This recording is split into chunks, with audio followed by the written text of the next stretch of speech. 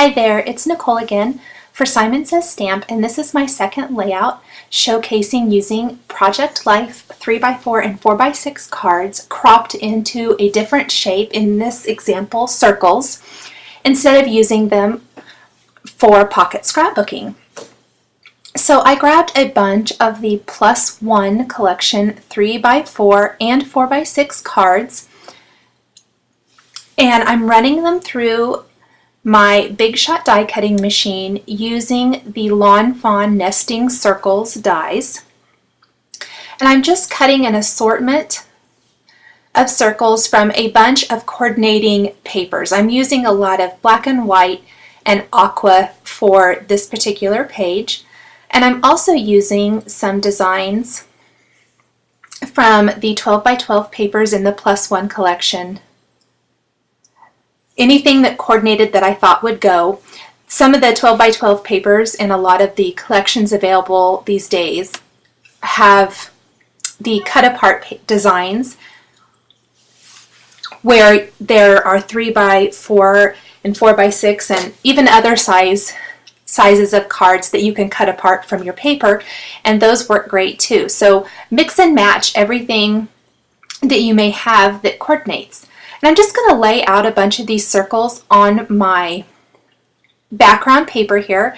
This is actually a pattern paper from a completely different collection. I believe it's a Dear Lizzie collection, but it coordinates well with the +1 die cut circles that I just created.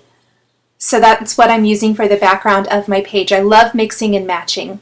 Now I did resize a bunch of my photos to fit these circle designs, and then I'm simply die cutting them out using the exact same Lawn Fawn Nesting Circle dies that I used for the pattern paper.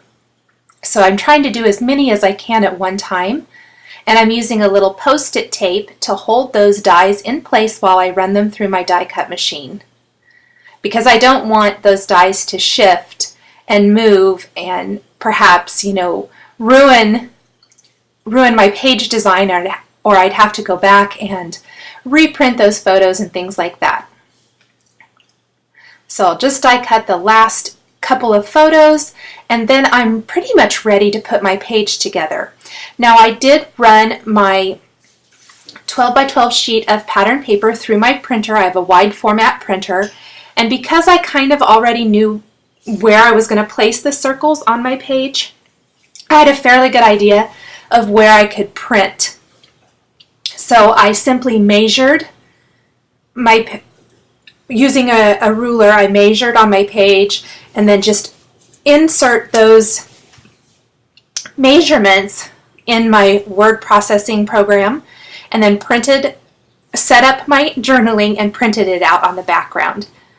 Now I'm going to just lay out my circles again. Now that I have both of the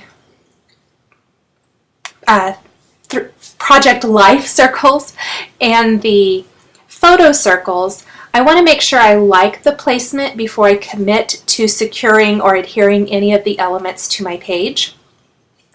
So I'm simply just going to kind of play with them a little bit, move them around, and once I have them where I like them, I'm going to adhere all of them to my page permanently.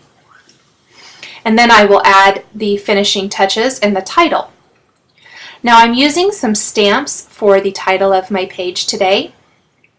The alphabet is a Simon Says Stamp exclusive stamp set, and I'm going to be stamping this with the Simon Says Stamp Audrey Blue ink. I wanted a tone-on-tone for this outline font that I'm using here. I chose to stamp each of the letters individually rather than lining them up on a longer acrylic block and stamping them all at once, because you can get your letters closer together if you stamp them individually. So that is why I did that instead of trying to do more than one letter at a time. It may take a little bit longer, but I really wanted my letters to be a lot closer together than you can get them by stamping multiples at one time.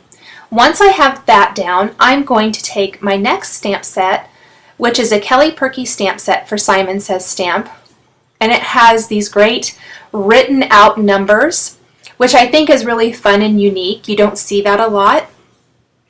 And I'm going to put the year using the words 20 and 13, and I just used the Simon Says Stamp black dye ink for that. And the word June is from an Allie Edwards stamp set. So I mixed and matched a lot. I liked the mix of the scripty font with the other text there for the title of my page. I'm going to finish with some enamel dots and some badges or tin pins and some October afternoon pre-cut die cuts and things like that. And my page is pretty much finished. I hope you've enjoyed this video showcasing another way you can use Project Life or Pocket Scrapbooking products for a traditional 12 by 12 scrapbook layout. Thanks for watching, and we will catch you the next time.